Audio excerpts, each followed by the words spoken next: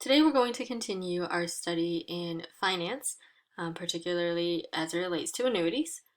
We're going to talk about the present value of an annuity. We're also going to have a little bit of an introduction into amortization, which we will get more into next time. So let's start with what the present value of an annuity is. So this is the amount that would have to be deposited in one lump sum today at the same compound interest in order to produce exactly the same balance at the end of a set number of years. Here's the formula for it, but essentially what we're trying to do here is we're trying to calculate, well, if I wanted to have that same amount, if I were to deposit a lump sum today versus if I were to deposit a set amount R over a set number of years with the same interest rate, what would that amount be? So take a look at example 1. John Cross and Wendy Mears are both graduates of the Brisbane Institute of Technology. They both agreed to contribute to the endowment fund of BIT. John says that he will give $500 at the end of each year for 9 years. Wendy prefers to give a lump sum today. What lump sum can she give that will equal the present value of John's annual gifts if the endowment fund earns 7.5% compounded annually? So what we're trying to determine here is, well, between John and Wendy, if John is going to give the same amount as Wendy, at least in 9 years' time, it's going to be the same amount. John would prefer to give $500 at the end of each year for 9 years, whereas Wendy wants to just give one amount and let it sit with that interest, the same thing. But she wants that to be the same. Eventually, that amount will be the same as what John's annual gifts will end up being after 9 years. So using our formula, R, remember, is that periodic payment. R is that periodic payment. I is the interest, in this case 0.075. It's compounded annually, so no need to divide it by anything. We're really just dividing by 1. And then N, the number of compounding periods. Well, since it's compounded annually for 9 years, that would be 9 compounding periods. So that comes out to be $3,189.44. Now, to kind of compare it to what John ends up doing, John is giving $500 each year for 9 years. That ends up being $4,500. Now, what Wendy's doing is she's giving a lump sum today. So if she gives $3,189.44 now, in 9 years' time, at that same interest rate, her amount is going to be the same as what John is giving, the $500 at the end of each year for 9 years. So you can see how this has an upfront cost. She has to have that $3,189 on hand, but in the end, it actually ends up being the same amount as making that payment $500 each year for 9 years. All right, example 2. A car costs $19,000. After a down payment of $2,000, the balance will be paid off in 36 equal monthly payments with interest of 6% per year on the unpaid balance. Find the amount of each payment. All right, so because in this case, we're actually trying to find the amount for each payment, but we know the upfront cost is, well, the down payment's already given, so there's still that $17,000 that needs to be paid. So either you pay the $17,000 now, or the equivalent of that would be to, well, we have to figure out what the amount R would have to be, the payment each month, in order to be equivalent to that $17,000 and pay off that 6% interest per year. So P is the $17,000 that we're trying to pay off. R, we don't know what R is. We need to solve for R.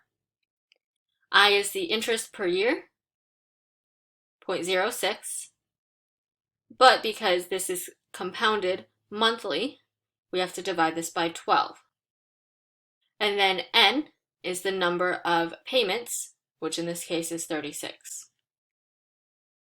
So plugging everything in and simplifying what's in the bracket there, we get 32 0.8710, divide 17,000 by that, and we end up with R equaling $517.17. So every month for 36 months, you'd have to pay $517.17 in order to pay off the $17,000 plus the 6% interest per year. Now, obviously, we could also go ahead and calculate, well, how much is actually interest that's being paid here, and you can multiply this 517.17 times 36 and see how much more than 17,000 that is, and that's how much you're paying in interest. Now, the next thing we're going to talk about is amortization. So amortization is the process of spreading out a loan, both the principal and the interest, into a series of equal periodic payments over time. Now, a classic example of amortization is a mortgage and paying off a mortgage. Here's the formula for amortization. So R equals P times I over 1 minus 1 plus I to the negative n. So this tells us R, the monthly payment that needs to be made, based on P, the principal amount, and the interest, I, over a period of time, and you need to know how many equal periodic payments there are, which is n. Look at example 3. The Perez family buys a house of $275,000 with a down payment of $55,000. They take out a 30-year mortgage for $220,000, that's the remaining, at an annual interest rate of 6%. Find the amount of the monthly payment needed to amortize this loan. All right, so we're told that the house is $275,000. Now, the down payment is $55,000, so that means they've already taken care of that, which means there's only $220,000 left that they need to pay. Now, they're taking out a 30-year mortgage at an annual interest rate of 6%. This is going to be a monthly payment, so now we can fill in everything we know. So P is $220,000, and then the interest is 0.06, but this is a monthly payment, so divided by 12. And then the number of payments, well, it's a 30-year mortgage that's paid monthly, so 30 times 12 is 360. So N is 360. Simplifying that, we end up with $1,319.01. And so that is the amount that will need to be paid each month in order to pay off this 30-year mortgage, both in the $220,000, but also the 6% interest rate that's applied to that loan. All right, let's look at part B.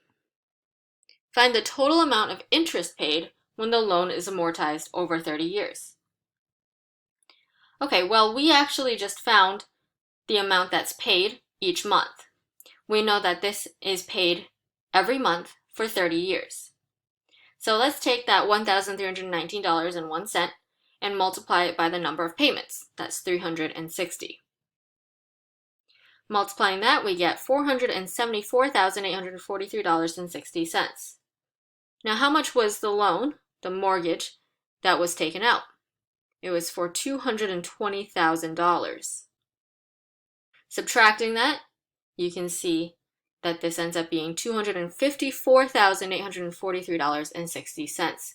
So here's an example where you can see how, in this particular case, you've actually paid more in interest than you have for the actual loan. The actual loan was for $220,000 only. But because you are not only paying interest on the amount that's owed, the $220,000, but because in amortization, you are also spreading out the loan in terms of the interest as well. Let's take a look at example 4. In example 2, the car owner decides that she can afford to make payments of $700 rather than $517.17. Her balance of $17,000 will still be paid off in equal monthly payments with interest of 6% per year on the unpaid balance. Part A, how much earlier would she pay off the loan? All right, so in this case, we're actually going to find N. We want to know how much earlier, so how many payments does she have to make in order to pay off the balance? So it's still 17,000, but instead of R being 517.17, R is now 700. We'll keep everything else the same, so 0.06 over 12, but N is what we're solving for now. So dividing both sides by 700, and then we can simplify this as much as we can. And to solve this, you may need to graph it in order to solve for N, as this is an exponential function that we're trying to work with. And you'll end up finding that N is equal to about 26. So it's going to take about 26 payments for her to pay off that balance, plus interest. Now part B, the more interesting question, how much interest would she save by doing this? So in the first case, she made 36 payments of $517.17.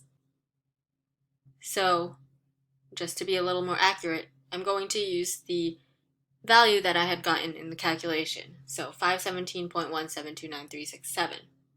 Multiply that by 36 payments, and that means the total amount that was paid was $18,618.23. Now, because we're trying to determine how much interest was paid or how much interest was saved, we have to determine how much interest is paid in this scenario. So since this was a $17,000 loan, we subtract this from 17,000 and we get 1618.23. In the second scenario, she only made 26 payments of $700. So now we have 700 times the 26 payments made. Again, I'm going to use the calculated number here. It's 25.95628.867, and that ends up being $18,169.40. Subtracting that from 17,000 means the interest paid was $1,169.40. Now the question was, how much interest would she save by making 26 payments of $700 rather than 36 payments of $517.17? So the difference between these two numbers, 1618.23 and 1,169.40, is equal to 448.83. So that is the amount that she would save in interest if she makes the 26 payments of $700 rather than the 36 payments of $517.